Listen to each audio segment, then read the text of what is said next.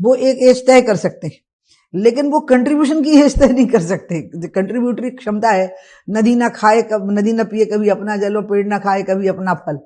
तो पेड़, तो ये बयान नहीं है मेरा, ये तो पार्लियामेंट में दिया गया भाषण है मेरा 91 में, जब पूजा स्थली पे थे। हाँ, तो आप पूछोगे तो मैं देती दिया एएनआई को बात करने का। तो मैं अपनी शुरुआत करता हूँ। अभी हाल में मालेगांव वर्डिक्ट पर जो वर्डिक्ट आया, उसके बाद हमने आपकी प्रतिक्रिया देखी, काफी आप इमोशनल थी। तो इस वर्डिक्ट को आप कैसे रीड करती हैं? मैं ये मानती हूँ कि एक बहुत बड़ी साजिश थी ये, देश के हिंदू समाज को बदनाम करने की, और इस बहाने से तुष्टीकरण की राजनीति करने की। और जो लोग ये साजिश रच रहे थे, उन्हें ये ध्यान नहीं था कि इससे देश की बदनामी पूरी दुनिया में होगी। उन्हें देश का ख्याल ही नहीं था, उनकी नजर कुर्सी पे थी। और ऐसी स्थितियों में उनको कुछ शिकार मिल गए जो आसान थे, और इसमें कर्नल प्रसाद, पुरोहित और साध्वी प्रज्ञा और भी ऐसे अन्य नाम हैं। इन लोगों को उन्होंने अपना शिकार बनाया। एक स्टोरी गढ़ी, स्टोरी को सत्यापित करने के लिए उनको शिकार बनाया गया। इसमें टॉर्चर तो कर्नल पुरोहित का भी बहुत हुआ है। आपकी बात होती थी इन दोनों? नहीं, पुरोहित साहब से नहीं हुई कभी मेरी। मैंने टीवी पे उनका देखा था कि उन्होंने बताया, उनकी पत्नी ने बताया था कि वो नाखून तक उखाड़ दिए थे उनके। और साध्वी जी का, प्रज्ञा जी का जो टॉर्चर है वो डिफरेंट प्रकार का था, जिसमें कि उनको शरीर को उनके बिल्कुल इतना कष्ट दे दिया गया कि वो महिला चलने फिरने लायक नहीं बची। जैसे कुर्सी खिसका देना तो गिर गए नीचे, पानी मांग रही है पीने के लिए तो किसी महिला को बुला के क्या पिलाना वो मैं नहीं बोलूंगी, क्या पिलवा देना, और थप्पड़ मारना, गिनती के 100 थप्पड़। हाँ, नहीं मुझे उनने नहीं बताई, मुझे तो मेरा एक सिक्योरिटी का इंस्पेक्टर, मैं उसका नाम नहीं ले सकती, विदेश में ट्रेनिंग के लिए गया। विदेश में ट्रेनिंग होती ना पुलिस वालों की, तो वो गया, तो वहाँ महाराष्ट्र एटीएस का एक इंस्पेक्टर था। तो जिस दिन वो आपस में बातचीत कर रहे थे, तो वो कहने लगा कि ये जो साध्वी हैं प्रज्ञा, इनके साथ बहुत अत्याचार हुआ है, और मैं भी उस ग्रुप में शामिल था, मुझे बहुत दुख होता था। और बोले कई बार मुझे भी थप्पड़ मारने पड़ते थे, अपने सुपीरियर्स का ऑर्डर मानना पड़ता था, लेकिन वो गजब की महिला है, वो 100 थप्पड़ झेल के भी, इसलिए उसके गाल हमेशा के लिए काले हो गए हैं, वो कभी ठीक नहीं होंगे।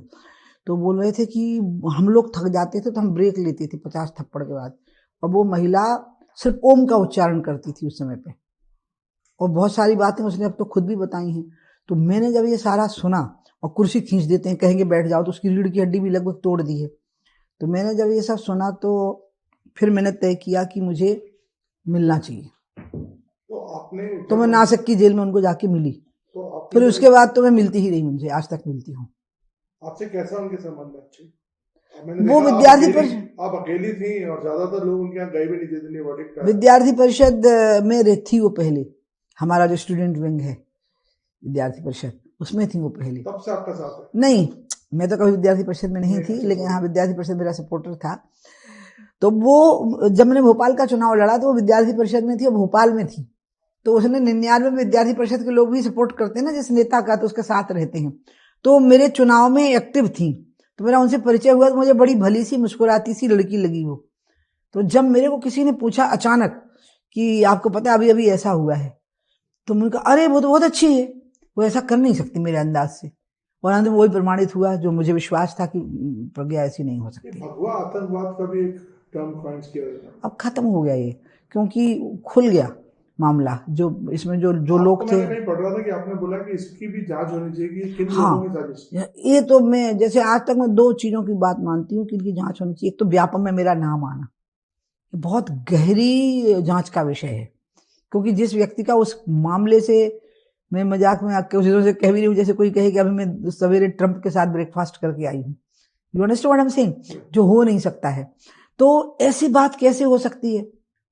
ऐसे इसी तरह से मुझे ये जांच का विषय लगता है। तो मालेगांव ब्लास्ट तो हुआ है ना, हकीकत है, उसमें लोग मरे हैं, ये भी हकीकत है, उसमें इनके नाम क्यों जोड़ दिए गए और असली अपराधी छूट निकले? और वो पीड़ित परिवार आज तक पीड़ित थे, और ये बिल्कुल निरपराध लोग थे जिनके नाम उसमें जोड़ दिए गए। इसलिए ये पूरा का पूरा जांच का विषय है, और इसमें जो अपराधी वो पकड़े जाने चाहिए फिर अंत में। तुम्हारी आजकल एक नया मुद्दा चल रहा है, रिटायरमेंट होनी चाहिए पर्टिकुलर एज के। मैं जब रिसर्च कर रहा था इस इंटरव्यू के लिए, तो मैंने आपका एक बयान पढ़ा, आपने कहा कभी इस प्रोफेशन में कभी रिटायरमेंट नहीं होती। तो क्या आप अगला चुनाव? नहीं, मैंने ऐसा नहीं बोला, आप मेरे शब्दों को याद रखिएगा, मैंने कहा था कोई संस्था, कोई पार्टी, कोई इंस्टीट्यूशन रिटायरमेंट की एज तय कर सकता, कंट्रीब्यूशन की एज तय नहीं कर सकता। कंट्रीब्यूशन की कोई एज नहीं होती। पद के लिए कोई संस्था तय कर सकती है ना, मतलब पॉलिटिकल संस्था हो, सोशल संस्था हो, या कोई इंडस्ट्रियल इवेंट मतलब इंस्टीट्यूशन हो, वो एक एज तय कर सकते हैं, लेकिन वो कंट्रीब्यूशन की एज तय नहीं कर सकते। कंट्रीब्यूटरी क्षमता है, नदी ना खाए कब, नदी ना पिए कभी अपना जल, और पेड़ ना खाए कभी अपना फल। तो पेड़ तो फल देते ही रहेगा, नदी जल प्रवाह करती ही रहेगी, वो कभी सूखेगी ही नहीं। तो इसलिए कि जो कंट्रीब्यूटरी कैपेसिटी होती है व्यक्ति की, वो कभी खत्म नहीं होगी। डॉक्टर हैं, वकील हैं, टीचर्स हैं। You will be eternally politician. नहीं, politics is a platform and contribution is my capacity. बड़ा डिप्लोमेटिक है आंसर में। अरे तो डिप्लोमेटिक तो होना पड़ेगा ना, आप लोग डिप्लोमेट कम होते हैं क्या पूछने में? नहीं, मैं तो हम नेगेटिव अपनाए रहे और आपकी बातें फंस जाएं। हम सीधा पूछ रहे हैं। तो हम सीधा ही जवाब दे रहे हैं कि कंट्रीब्यूशन की जो कैपेसिटी है, वो तो मेरी आखिरी घड़ी तक रहनी है। भगवान ने मुझे वो कैपेसिटी दी, और वो क्यों दी, इस पर मुझे जरूर आश्चर्य होता है। आप वो मुझसे पूछेंगे तो मैं अपने आप को दुनिया का एक बहुत बड़ा आश्चर्य मानती हूँ कि मेरे जैसा व्यक्ति जो जरा भी किसी चीज को मैनेज करना नहीं जानता, कॉन्स्पिरेटर नहीं है, और उसको चीजों को मैनेज करना नहीं आता, वो रोड मैप बनाना नहीं जानता है, वो 6 चुनाव जीता हुआ है, लोकसभा के 2 चुनाव, विधानसभा के, वो मुख्यमंत्री बन गया, वो केंद्र मंत्री बन गया, वो पार्टी का महासचिव बन गया, पार्टी का उपाध्यक्ष बन गया, यूथ विंग का प्रेसिडेंट बन गया, पूरी दुनिया में हुआ आया, पहले ही राजनीति में जाने। ये सब क्या है? तो मुझे लगता है मैं एक चलता फिरता भगवान की कृपा। और मैं भाषण भी अच्छा नहीं देती आपका। I am telling you, no political oratory. Firebrand भाषण, हम लोग तो जब बड़े हो रहे थे तो देखते थे कि जो आपके भाषण में लोग कहते थे, नहीं, मेरे को नहीं लगता है। हालांकि विवादास्पद भी होते थे, लेकिन फायर ब्रांड भाषण होते थे। लेकिन मैं नहीं मानती हूँ, मैं मानती हूँ मुझे बिल्कुल बुद्धि नहीं है, समझ नहीं है, अबोध सी हूँ पॉलिटिक्स में बिल्कुल।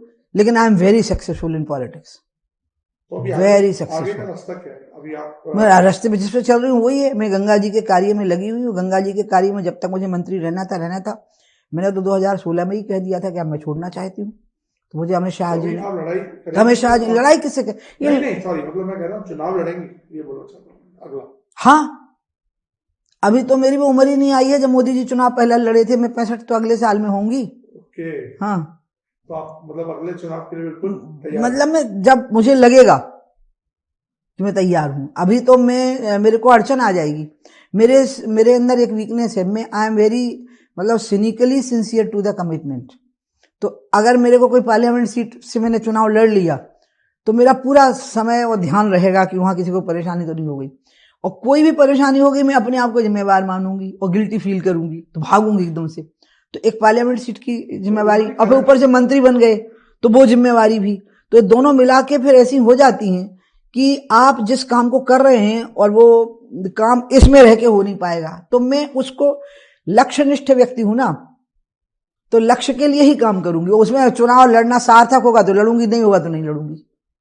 तो मतलब पावर आपका ऑब्जेक्टिव नहीं है, कंट्रीब्यूशन आपका ऑब्जेक्टिव है? No, I am very powerful in myself, इसलिए मुझे पावर किसी ऑब्जेक्ट के द्वारा हासिल नहीं करनी है। I am a powerful object my self.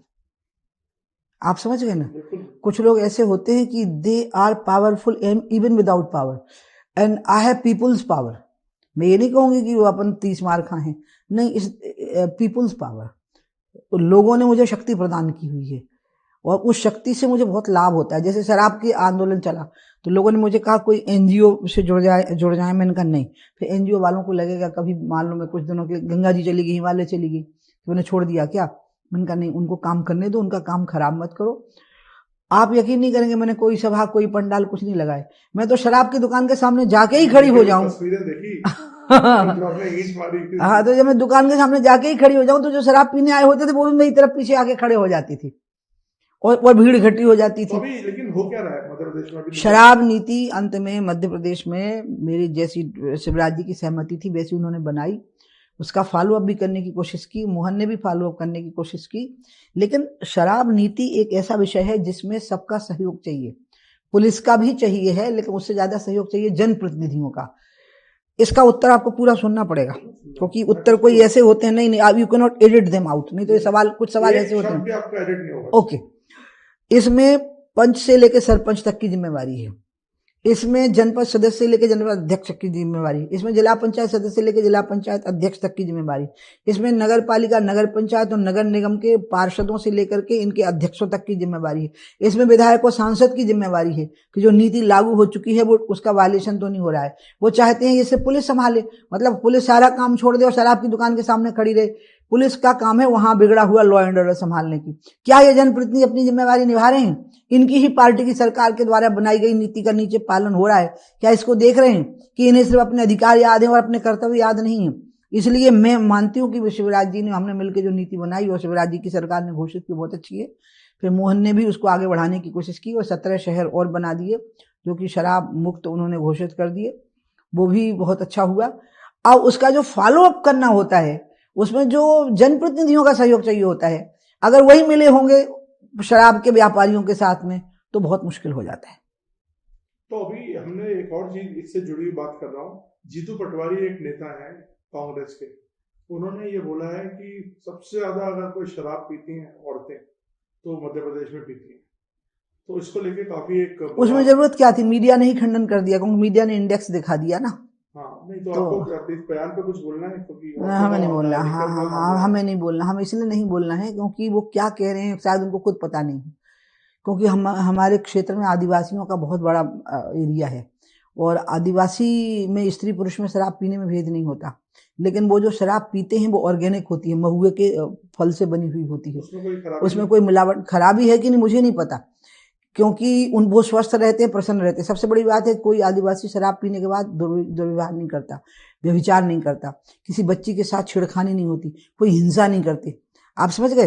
किसी को कोई अवरोधक खड़ा नहीं करती। उनकी भोजन की व्यवस्था का एक अंग है और उसमें स्त्री और पुरुष का भेद नहीं है। लेकिन अगर आप कहोगे कि तो आप तो जो पी रहे हैं वो आपका कलेजा छलनी कर रही है, आपकी बुद्धि भ्रष्ट कर रही है, इसलिए वो पता नहीं क्या बोल रहा है बेचारा जिसका नाम आप ले रहे हो। मैं उसकी बात पे कमेंट नहीं करना चाहती क्योंकि ना बिना सोचे समझे बोल देता है वो। मैंने उसको कई बार समझाया भी है कि तू सोच समझ के बोला कर। हाँ, बोल देता ना, बिना सोचे, बेचारा बोल रही हूँ, बिना सोचे समझे बोल देता है। मैं उसको कई बार, एक दो बार उसने मुझे फोन किए तो मैंने कहा जीतू तू एक ही काम कर ले, तू पार्टी में एक ही बचा नहीं चाहते, कांग्रेस लगभग सफाया हो रहा है, कांग्रेस खत्म हो गई कांग्रेस, क्योंकि जो हैं वो रिटायरमेंट में चले गए हैं। तो बड़े हैं ना अब उम्र के ये लोग, तो रिटायरमेंट में जा रहे हैं ना। और जो नई पीढ़ी है वो पूरी बीजेपी ज्वाइन कर रही है, जिनको बीजेपी नहीं ले रही है वो भर बचे हैं कांग्रेस में। एक्चुअली ये तो बीजेपी की चॉइस है कि हमको इनको लेना है कि नहीं, तो सब जाना चाहते हैं। सब आना चाहते हैं। तो मैं तो नहीं, मुझे यही लग रहा है क्योंकि सब चले तो जा रहे हैं पूरे टाइम कांग्रेस से छोड़ के बीजेपी में।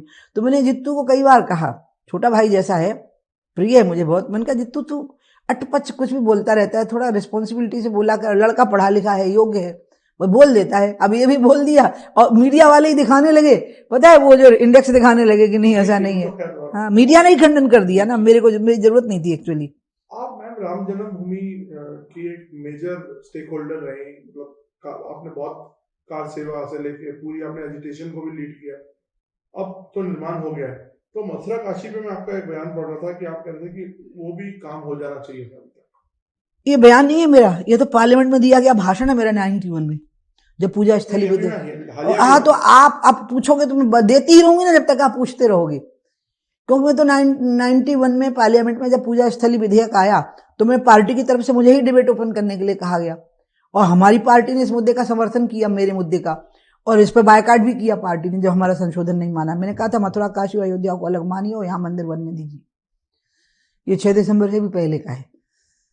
तो अभी नेक्स्ट होना चाहिए इस पर। अब वो सुनवाई चल रही ना दोनों स्थानों की, लेकिन मेरा जो दिल है ना वो तो हिंदू है ना, तो मेरा दिल थोड़ा ना कोर्ट में गया हुआ है। मेरा दिल तो यही है कि मुझे मथुरा और काशी में भी मतलब मंदिर देखना है, शिव जी का और कृष्ण जी का। कोर्ट में मेरी आस्था नहीं गई है, कोर्ट में ये लॉजिक गई है कि वहां बनना चाहिए कि नहीं मंदिर, लेकिन मेरी आस्था तो यही है कि मुझे वहां पर मंदिर देखना है। मेरी आस्था थोड़ी कोर्ट में ट्रायल में है। उमा जी, कई बार हम देखते हैं बयान आते हैं सनातन के खिलाफ, स्पेशली आप लोगों के पास इसके अलावा कोई काम नहीं है? सड़कें खराब पड़ी हैं, लोग सब मर रहे हैं, सरकारी अस्पतालों में दवाइयां नहीं मिल रही, जो देखो मीडिया एक ही धंधे में लग गया है। चलो पूछो। ये भी एक सवाल था, मतलब नहीं, ये सवाल तो मुझे है आप लोगों से। नहीं तो आप देखिए, हम तो दिखाते हैं सारी सड़कें जो टूटी पड़ी हैं। हाँ, लेकिन सवालों में हम लोगों से यही पूछ, तो आप तो हम लोग जो, हाँ नहीं, हम लोग जो बहन नहीं, मैं उसके उनके लिए पॉलिटिक्स करती हूँ। आपको पता नहीं है क्या कि मैं अस्पताल में जाके खड़ी हो जाती हूँ कि दवाई दिखाओ कितनी है, और डॉक्टर ड्यूटी पे है कि नहीं। तो आप किस क्षेत्र में भी जाती हैं नहीं कहीं भी? नहीं, मेरा तो स्वभाव ऐसा, मैं जहां हूं वहीं चली जाती हूँ। जैसे मैं रोड पे जा रही, लोग घायल पड़े हैं, गाड़ी रोकती हूँ, लेकिन मैं वीडियो, पब्लिसिटी नहीं चाहिए। तो मैं सबसे पहले लोग मुझे देख के रोकेंगे, मैं कहूँगी खबरदार जो वीडियो बनाया, सेवा होने दो, इनको बचने की जान बचने दो। फिर वो मैं कहूंगी बताओ सबसे नजदीक हॉस्पिटल कौन है, तो कहेंगे प्राइवेट है, वो लेंगे नहीं। मैंने कहा कैसे नहीं लेंगे? तो फिर मैं सबको धरवाती हूँ 2-3 गाड़ियों को पकड़ के, और खुद पहुंच जाती हूँ कि एडमिट करिए इनको तुरंत, नहीं तो हॉस्पिटल नहीं चल पाएगा। तो इसलिए ये तो डिस्पैरिटी है बहुत बड़ी, है खत्म करने। और मेरी इच्छा है आप लोगों से, अच्छा रहा ANI, आप ट्रेंड सेटर हो आप न्यूज में, मेरा आप लोगों से निवेदन ये है कि आप लोग ना इंडियन पॉलिटिक्स को थोड़ा गरीब आदमी के मुद्दों पर भी लाइए। आप लोगों को क्या हो गया है अचानक? ये जो बातें आप कह रहे हैं, ये बातें संतों के डिबेट की हैं, ये नेताओं की डिबेट की नहीं है। संत महापुरुषों को ये करना है डिबेट। आपको लगता नहीं है कि ओवरऑल एक पैराडाइम शिफ्ट ही हो गया है? अब ये मैं इसको बहुत अनफॉर्चुनेट मानती हूँ, आप ठीक कह रहे हो। नहीं, मतलब ये मीडिया वही पूछ रही है जो जन चर्चा है। नहीं, आप देखिए आज की डेट में मैं देखता हूँ यंग बच्चे हो या बूढ़े हो या हर एज ग्रुप है, अब वो हाँ सनातन की बात कर रहा है, इसमें हम सब मिलकर के, हाँ हम सब पार्टिसिपेंट हैं इसके, कि हमने ऐसा माहौल क्रिएट कर दिया है। हम सब इसमें हिस्सेदार, मैं आपको अकेले नहीं खड़ा करूंगी, हम सब इसमें हिस्सेदार हो गए हैं। और मुझे याद है कि जब मोदी जी प्रधानमंत्री बने, पहला चुनाव लड़ा 2014 का, तो उनने विकास के एजेंडे पर लड़ा। पहला चुनाव है जो डेवलपमेंट के एजेंडे पे हुआ है। और मुझे दुख है कि ये देश मोदी के साथ हम कदम नहीं हो पाया, हम चल नहीं पाए उनके साथ में। हमने ऐसे चीजों को इशू बना दिया जो व्यक्ति की आवश्यकताओं से जुड़ा हुआ नहीं है। धर्म तो बहुत आस्था का विषय है, आस्था का विषय है तो संतों के बीच में डिबेट होने दीजिए। आपकी आस्था है हिंदुत्व पे, तो जाइए ना अयोध्या, जाइए मथुरा, जाइए कश्मीर। हैरानी हो रही कि आप इस लाइन की बात कर रहे हैं, नहीं, आपको आप सबसे बड़ी फ्रंट रनर हैं धर्म की बात करने। नहीं, वो आप लोग बना देते हो front. No no no, you are right, no you are wrong. I am right. No, yes you are right and you are wrong. You are right in this कि आपने मुझे फ्रंट रनर बनाया है, and you are wrong in this कि आपको ये नहीं पता है कि मेरी बैकग्राउंड क्या है, मैं राजनीति में आई कैसे हूं। मैं राजनीति में आई हूं फ्यूडलिज्म के खिलाफ, मैं राजनीति में आई थी अनजस्ट के खिलाफ, जो मैंने पहले पूरी दुनिया में देखी जब मैं प्रवचन करने गई। अमेरिका में घेटोज देखे, आजाद हो रहे अफ्रीकी देशों पर होने वाले गोरों के अत्याचार और उत्पीड़न देखे। उसके बाद जब मैं अपने जन्मभूमि पर वापस लौटी तो वहां मैंने यही सेम चीज दिखी, तो मुझे लगा ये अनजस्ट तो यूनिवर्सल है, और मैंने लड़ना शुरू किया। और उसी को ग्राउंड बना के मैं चुनाव लड़ी और मैं बहुत प्रचंड मतों से जीती। और वही चीज मैंने पार्लियामेंट में रेस करनी शुरू की। फिर मुझे अचानक अयोध्या आंदोलन में भागीदारी करने के लिए आमंत्रित किया विश्व हिंदू परिषद ने, लेकिन मैंने अपना काम अभी नहीं छोड़ा। आपको लगता नहीं कि आपकी एक इमेज बन गई है वैसी?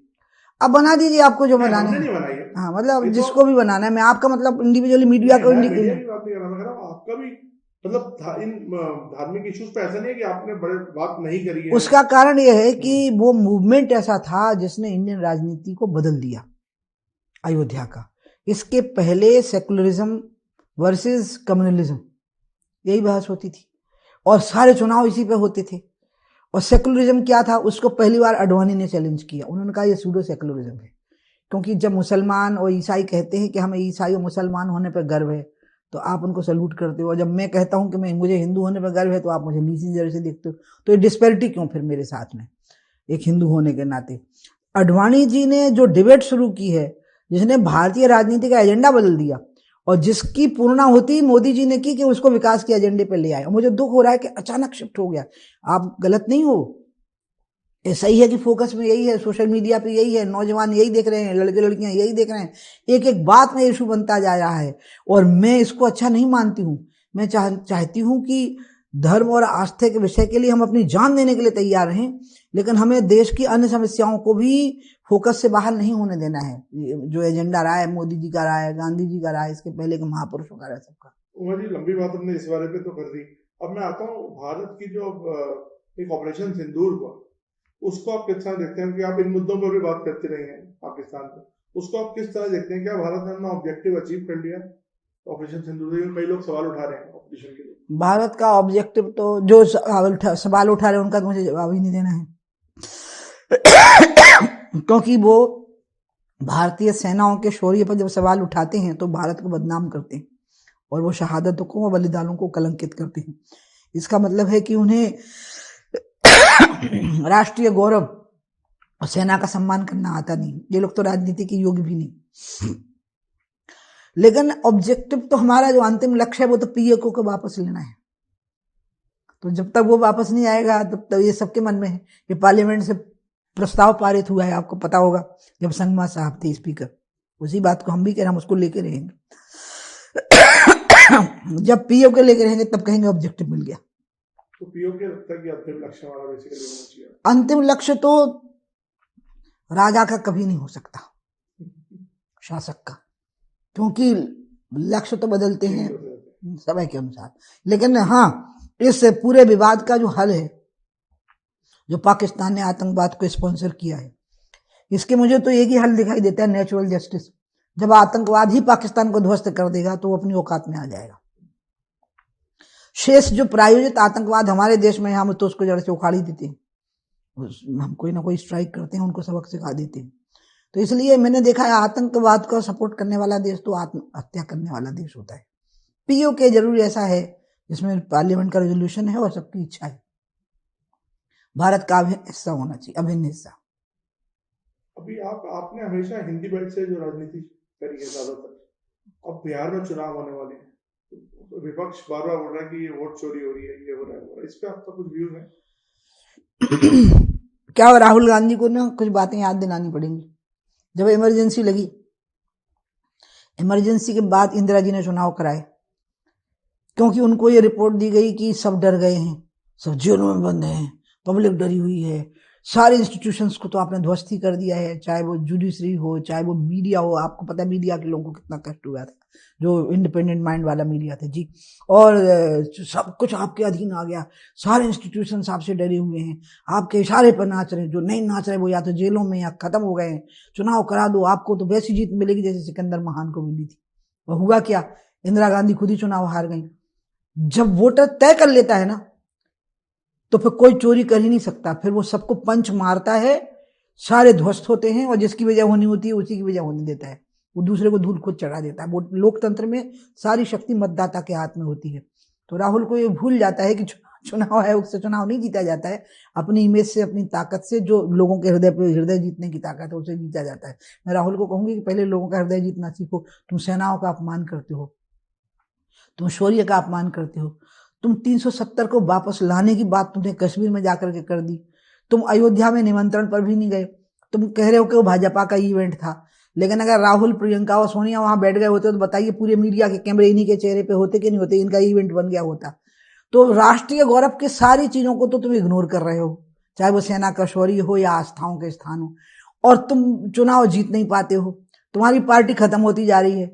तो सोचने बोलने के पहले सोचो तो अपनी मेमोरी पर, नहीं तो थोड़ी होम्योपैथी की दवाई खाओ मेमोरी को ठीक करने के लिए। दवाइयां होम्योपैथी में सबसे अच्छी होती है। आपका व्यंग्यात्मक तरीका जो है बोलने का। नहीं, व्यंग्यात्मक नहीं है, सच्ची में होम्योपैथी में दवाई होती है। He needs, I think he needs one. तो अब मैं आखिरी सवाल पूछ रहा हूँ आपसे, उमा जी, तो रूटीन आपकी अब क्या रहती है, और अब आगे का लक्ष्य बताइए, अपनी रोड अहेड बताइए। मेरा तो जो रूटीन होता है वो कार्य के मुताबिक होता है। जैसे मैं नहाऊंगी तब जब मुझे लगेगा मैं पूजा कर सकती हूँ, पूजा नहीं कर सकती तो रात में नहाऊंगी फिर। और भगवान नाम जब जो होता है ना, वो आप सांस में भी ले सकते हैं। माला अगर, हाँ, स्नान करने के बाद माला हाथ में होनी चाहिए, स्नान करने के बाद दीपक जलाना चाहिए, मैं मानती हूँ। लेकिन अगर नहीं समय है तो आप आत्मा का दीपक जलाइए और भगवान नाम जप करिए। मेरे गुरु ने मुझे छूट दी हुई है, जिनसे मैंने संन्यास की दीक्षा ली। मैं विधिवत संन्यास दीक्षित व्यक्ति हूँ। मैंने अपना तर्पण किया है, अपना पिंडदान किया है, मेरा मुंडन हुआ, और तर्पण और पिंडदान मैंने खुद किए हैं। मतलब पूरी वैधानिक प्रक्रिया से मेरा संन्यास की दीक्षा हुई है। तो मेरे गुरुदेव ने मुझको बिल्कुल स्वतंत्र छूट दी हुई है कि छूट है तुमको, बस जप नहीं छूटना। तो सांस में जप कर लेते हैं, भगवान दिख गए तो प्रणाम कर लेते हैं। मुझे तो सारी सृष्टि में भगवान दिखते हैं। जो फूल है मैं तोड़ना ही नहीं चाहती उनको, मुझे लगता है भगवान को वैसे ही अर्पित हो गए हैं। आकाश की ओर देख रहे हैं, आप समझ गए, तो भगवान को ही तो अर्पित हो गए। सूर्य निकलता है तो मुझे लगता है सबसे बड़ा चमत्कार है कि हम देख रहे हैं, अचानक अंधेरा छट गया है और प्रकाश आ गया है। तो इसलिए मेरा रूटीन तो कर्तव्य के मुताबिक होता है। अगर मुझे 7 बजे उठ के काम करना होगा तो करूंगी, नहीं नहाऊंगी। समय होगा तो नहा करके 9:30 तक निकलूंगी। मेरे लिए मुख्य चीज हो गई है कि जिस काम को मैं कर रही हूँ उसके लिए मुझे कितना समय देना है। अपने लिए समय नहीं है तो चलेगा, मैं तो चलते चलते दौड़ते दौड़ते भी खाती हूँ, गाड़ी में भी खा लेती हूँ। काफी एक्टिव रोल प्ले करते हैं।